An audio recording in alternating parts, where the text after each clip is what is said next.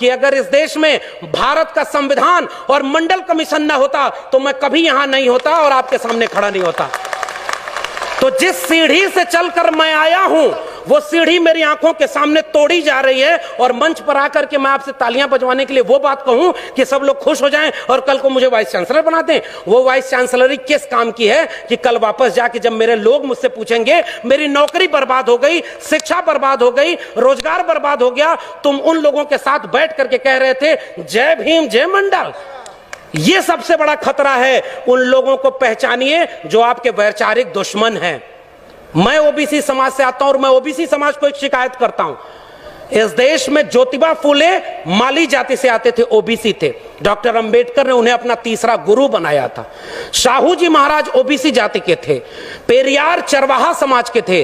OBC घरों में इनकी तस्वीरें नहीं है। शिवदयाल सिंह चौरसिया 1928 में बिहार में और उत्तर प्रदेश में आदि हिंदू सभा बनाए, और जब हिंदू लोगों ब्राह्मणों के पास गए और उनसे कहे कि मैंने आदि हिंदू सभा बनाया है, इसकी मेंबरशिप ले लो, तो ब्राह्मणों ने कहा हम हिंदू थोड़े ही हैं, हम तो आर्य हैं। तब चौरसिया साहब खड़े हुए और उन्होंने वो पर्चा फाड़ के कहा जब तुम हिंदू हम हिंदू, हम तो ये समझते थे दोनों एक हैं, और जब तुम हिंदू नहीं तो हम भी हिंदू नहीं। और उन्होंने उसका नाम बदल कर कहा depressed classes league, backward classes league. 1948 में उसका लखनऊ में सेमिनार कराया और उसकी अध्यक्षता करने के लिए पेरियार और डॉक्टर अंबेडकर को बुलाया, तब जाके बहुजन एका बनी थी। बस खतरा यह है कि उन लोगों को पढ़ने ही नहीं दिया गया। पनवाड़ी घरों में शिवदयाल सिंह चौरसिया का नाम नहीं है। मेरे अपने यादव घरों में पेरियार ललई सिंह यादव का नाम नहीं है। पेरियार ललई सिंह यादव ने क्या कहा था, मैं उनकी बात कह के रहा हूं। बलिदान न सिंह का होते सुना, बकरे बलिवेदी पर लाए गए, न काटे टेढ़े पादप गए, सीधों पर आरे चलाए गए, विषधारी को दूध पिलाया गया, विषहीन सदा तड़पाए गए। ये कहा था पेरियार ललई सिंह यादव ने। और जब त्रिवेणी संघ बना 1930 में बिहार में, और बाद में अर्जक संघ बना उत्तर प्रदेश में, इन दोनों का नारा क्या था, ब्राह्मणवाद की क्या पहचान, गिटपिट बोले करे न काम, और मानववाद की क्या पहचान, ब्राह्मण भंगी एक समान। जिसमें समता की चाह नहीं वह बढ़िया इंसान नहीं, समता बिना समाज नहीं, बिन समाज जनराज नहीं। जो जमीन को जोते बोए वो जमीन का मालिक होए, सबको शिक्षा सबको काम, वरना होगी नींद हराम। हमारे डॉक्टर लोहिया ने कहा 100 में पिछड़ा पावे 100 में 60, सन सोपा ने बांधी गांठ। तब उसको जगदेव बाबू रामस्वरूप वर्मा ने नारे को आगे बढ़ाया कि 100 में 90 शोषित हैं, शोषितों ने ललकारा है, धन धरती और राजपाट में 90 भाग हमारा है।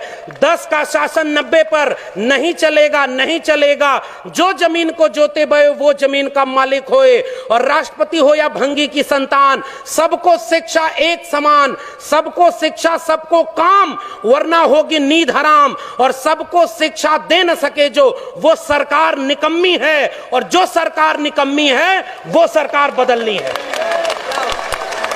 आप नेताओं के गुलाम बन गए इसलिए क्योंकि आप एकजुट नहीं रहे। अचानक कोई नेता आके कहता है कि आप चलो हिंदू धर्म खतरे में है, अरे उससे रोक के पूछिए हमारा स्कूल और विश्वविद्यालय खतरे में है, तब तुम क्यों नहीं आए? मेरी नौकरी कोरोना में चली गई, तब तुम क्यों नहीं आए? हमारी अर्थव्यवस्था डूब गई, तब तुम क्यों नहीं आए? और 85% हिंदू तब बनाते हो जब मुसलमानों के खिलाफ दंगा कराना होता है। और उसके बाद दलित महिला थी, सुनिए, दलित महिला थी उत्तराखंड में, खाना बनाकर स्कूल के बच्चों को खिलाती थी, और दलित महिला की जाति देखकर सवर्ण बच्चों ने कहा हम खाना नहीं खाएंगे, तब हिंदू धर्म खतरे में क्यों नहीं आया? यह मेरा सवाल है। उस महिला की जाति देखते हो क्योंकि वो दलित है इसलिए हम खाएंगे नहीं? पूछिए उन लोगों से 2 अप्रैल के भारत बंद के दिन वो लोग कहां थे जो केंद्र से लेकर के राज्य में सत्ता में बैठे थे और दलित सीटों पर चुन करके गए थे? पूछिए उन लोगों से 13 पॉइंट रोस्टर आया तो वो कहां थे? पूछिए उन लोगों से नई शिक्षा नीति के नाम पर जब सब बेचा जा रहा है, और आज आप कह रहे हो पाकिस्तान कब्रिस्तान। इस देश में हिंदू मुस्लिम की आग तब लगाई जाएगी जब दलित पिछड़े आदिवासी बच्चे अपनी शिक्षा, रोजगार और स्वास्थ्य की बात करेंगे। आज इस देश में एक दलित को राष्ट्रपति बना दिया गया और हाथरस में बेटी को पेट्रोल डाल के जला दिया, तब उस राष्ट्रपति की क्यों जय जवान खोली? यह सच पूछना जरूरी है। और आपने मुझे आमंत्रित करने का जोखिम लिया था, मैं अपना काम करके जा रहा हूं। आपने ये बात जो कही थी, ऐसे मंचों पर आप हमें नहीं भी बुलाएंगे तब भी भारत के संविधान और मंडल कमीशन ने एक नौकरी दे दी है, हम वहां गुजारा कर लेंगे, हमें आपका वोट नहीं चाहिए। लेकिन मैं चाहता हूं कि इस मंच से घर जाने के बाद ये महिलाएं और बच्चियां, ये नौजवान अपने घर में अपने बाबूजी से पूछें कि आप तो धर्म को बचाने गए थे, मेरी शिक्षा, मेरी रोजगार, मेरी नौकरी और मेरे देश को बेचने वालों के साथ क्यों खड़े थे? ये सवाल आपसे पीढ़ियां पूछेंगी। मैं जानता हूं कि मेरी बातों का कोई असर नहीं होगा, पता नहीं अगली बार आप बुलाएंगे भी कि नहीं बुलाएंगे। लेकिन मैं ये बात कह के जा रहा हूं, जंगल में आग लगी, चिड़िया पानी डाल रही थी और कुछ चिड़िया उस पेड़ से उड़ नहीं रही थी। कविता लिखी है कि आग लगी इस वृक्ष को, जलने लागे पात, उड़ते क्यों नहीं पक्षियों जब पंख तुम्हारे पास। उन पक्षियों का जवाब ध्यान से सुनिएगा, फल खाएं इस वृक्ष का, गंदे कीन्हे पात, धर्म हमारा यही है, जले इसी के साथ। आपके लोग आपको छोड़ करके जो चले गए अपनी सत्ता और कुर्सी के लिए, बाबा साहब के सबसे अच्छे वारिस, सबसे बड़े वारिस ने एक किताब लिखी है, उसको पढ़िएगा, चमचा युग। उस किताब में कई किस्म के चमचे लिखे हैं। 1932 में पूना पैक्ट, आज लोग कहते हैं गांधी बनाम गोडसे, गोडसे की मूर्ति और गोडसे के नाम पर इस देश में दंगा।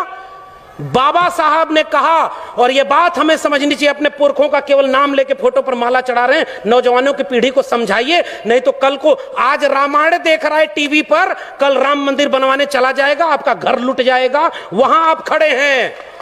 तब डॉक्टर अंबेडकर रोए थे, पूना पैक्ट जब करके आए। गांधी को 3 गोलियां मारी थी उन लोगों ने जो आज शासन कर रहे हैं। वो हमसे कहते हैं हमारे पुरखे ने गांधी की जान बचाई है, उन्होंने 3-3 गोलियां गांधी के सीने में मारी है, हम वो लोग हैं। और आखिरी बात कह के जा रहा हूं, इस देश में बहस चला रही है गांधी बनाम गोडसे, आप गांधी के साथ हैं कि गोडसे के साथ हैं? मैं कहता हूं गांधी बनाम गोडसे में हम गांधी की हत्या करने वाले नहीं, गांधी का जीवन बचाने वाले डॉक्टर अंबेडकर के साथ हैं। पेरियार ईवी रामास्वामी नायकर और गांधी की बहस में हम पेरियार के साथ हैं, भगत सिंह और गांधी की बहस में हम भगत सिंह के साथ हैं, हम डॉक्टर अंबेडकर और गांधी की बहस में गांधी की नहीं डॉक्टर अंबेडकर के साथ हैं, और गांधी और लोहिया की बहस में हम लोहिया के साथ हैं। ये हमारी विरासत है। आने वाली पीढ़ियां हमसे पूछेंगी, साहब कि जब देश लुट रहा था, आपके बच्चों का भविष्य बर्बाद किया जा रहा था, दंगाई बनाया जा रहा था, तब आप